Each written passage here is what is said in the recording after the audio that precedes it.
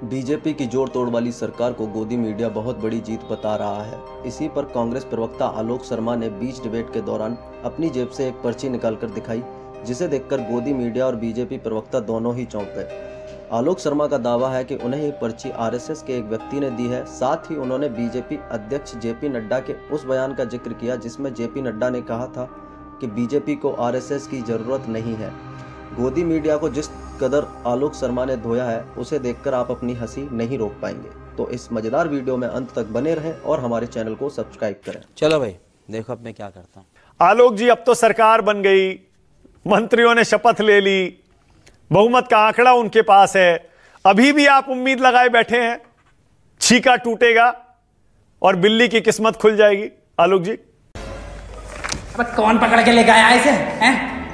हम कोई उम्मीद नहीं लगा के बैठे हैं और देश की सरकार छीका नहीं होती है कि वो फूटेगा और किसी का भाग खिलेगा।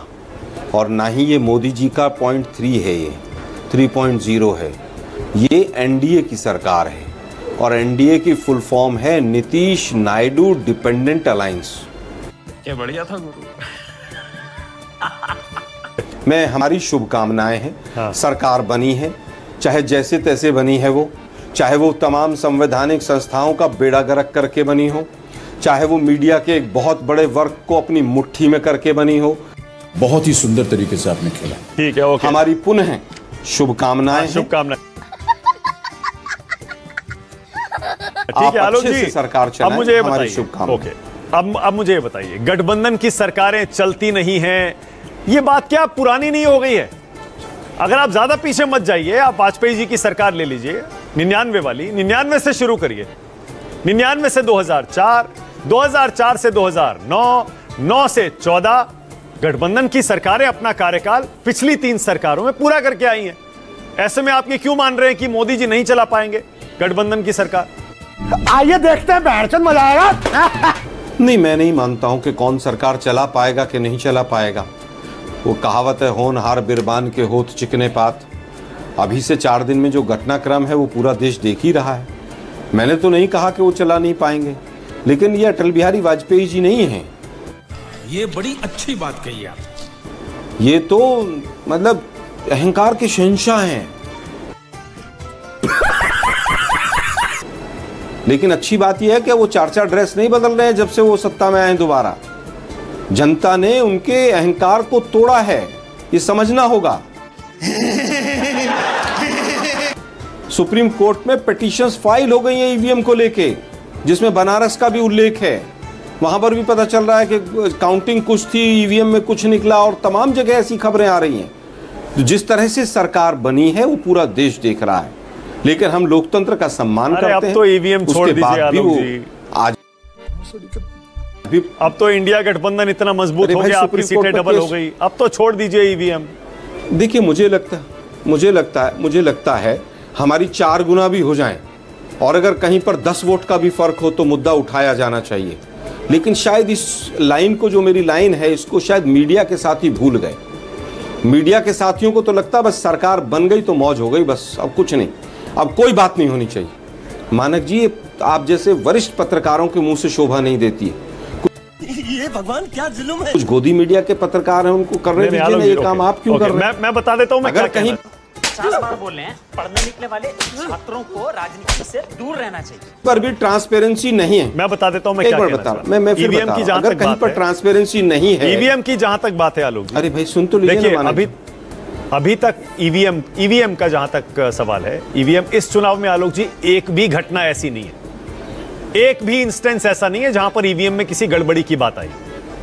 चुनाव नतीजों से लेकर अब तक आपने कहा सुप्रीम कोर्ट में कोई पिटीशन चली गई, मुझे उसकी जानकारी ली, लेकिन पब्लिकली सार्वजनिक तौर पर कोई शिकायत कहीं से नहीं आई। 3 पिटीशन किसी विपक्षी दल ने कोई शिकायत नहीं। मानक जी, 3 पिटीशन थी। मानक जी, मैं शिकायत की बात नहीं कर रहा हूं, मैं ट्रांसपेरेंसी की बात कर रहा हूं। अगर ट्रांसपेरेंसी में कहीं पर भी कमी है तो वो होनी चाहिए, और एक जगह नहीं 85 जगह ऐसा है जहां ट्रांसपेरेंसी में कमी है। ठीक है, ओके। इलेक्शन कमीशन का बचाव केवल बीजेपी और मीडिया के कुछ साथी करते हैं, बाकी कोई नहीं करता है। मैं फिर कहूंगा कि नहीं, मैं बिल्कुल ठीक कह रहा हूं मानक जी, आपको इलेक्शन कमीशन का क्या बचाव करने की आवश्यकता नहीं है। नहीं, मैं एक बात बताइए, आलोक जी के लोग लगातार कह रहे थे संन्यास दिलवाना था उनको। हाँ, ओके, आलोक जी आप लगातार कह रहे थे बीजेपी का बहुमत नहीं आया, एनडीए की सरकार बैसाखियों वाली, कमजोर प्रधानमंत्री, मंत्रिमंडल जैसे बना है ना आलोक जी, उससे तो ऐसा लग रहा है किसी के दबाव में पीएम आए नहीं है, यानी सरकार बिल्कुल वैसे ही चलेगी जैसे पहली और दूसरी चली है, कमजोर पीएम नहीं होने वाले। कौन है ये लोग, कहां से आते हैं? देख लीजिए, किसी के दबाव में नहीं आए। देखिए सबसे पहले तो कमजोर और मजबूत प्रधानमंत्री की परिभाषा समझनी पड़ेगी। प्रधानमंत्री वो मजबूत नहीं होता जो ईडी सीबीआई के दम पर सीबीआई के दम पर दूसरे दलों को डराता हो, वो कभी मजबूत प्रधानमंत्री नहीं होता है। जो चाइना के सामने घुटने टेक देता हो वो मजबूत प्रधानमंत्री नहीं होता है। तो मीडिया के साथ ही मजबूत और कमजोर प्रधानमंत्री की परिभाषा अगर किसी को समझ ना आए तो मैं समझा दूंगा किसी दिन बैठकर। फैंटास्टिक। अभी मेरे पास एक आरएसएस के साथी आए हैं, अभी आकर बैठे, ये पर्ची दे के गए हैं मुझे। अच्छा, इस पर्ची पे नाम लिखा है भाजपा के अगले अध्यक्ष का, क्योंकि पर्ची वाली पार्टी है ना ये तो। मानक जी पर्ची आई है, इसमें पर्ची में नाम लिखा है।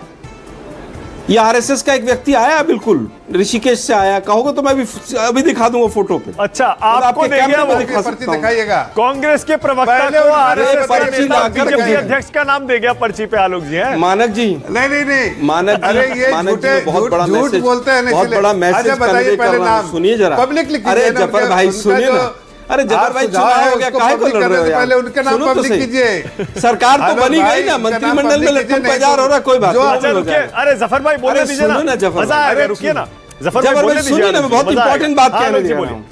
फट गई है उसकी। हाँ, मैं केवल ये कह रहा हूं, ये पर्ची आ गई है। हाँ। और इस पर्ची पे बीजेपी के अगले अध्यक्ष का नाम लिखा है, और इस पे लिखा है कि आरएसएस ने मना कर दिया कि चुनाव नहीं होगा।